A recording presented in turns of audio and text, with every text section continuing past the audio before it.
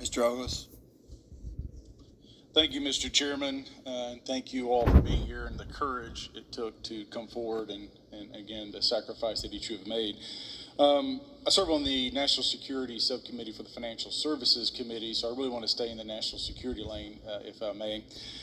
So when we think about traditional adversaries and both us towards them and them towards us, we probe their capabilities. We look for weaknesses, and we collect that data, that reconnaissance for in the event we need it in the future. For each of you, yes or no question, based off of your own experience or the data that you've been privy to, is there any indication that these UAPs could be essentially collecting reconnaissance information? Mr. Graves? Yes. Mr. Grush? Fair assessment, yeah. Mr. Fravor? Very possible. Again, in the national security vein, is it possible that these UAPs would be probing our capabilities? Yes or no, Mr. Graves? Yes. Grush? Yes, Fravor? definitely.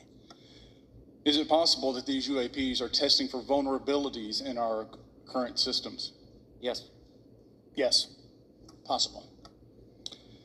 Do you feel, based off of your experience and the information that you've been privy to, that these UAPs provide an existential threat to the national security of the United States? Mr. Graves? Potentially.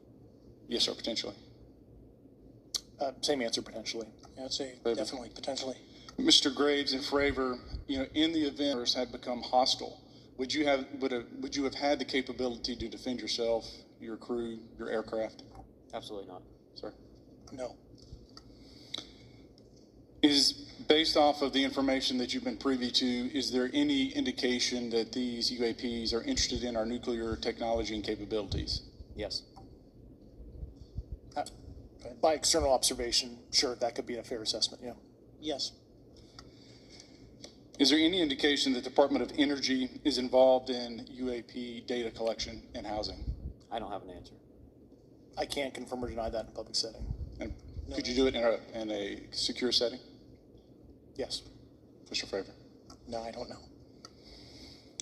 Mr. Chairman, I think I'm the last member to go, but there clearly is a threat to the national security of the United States of America.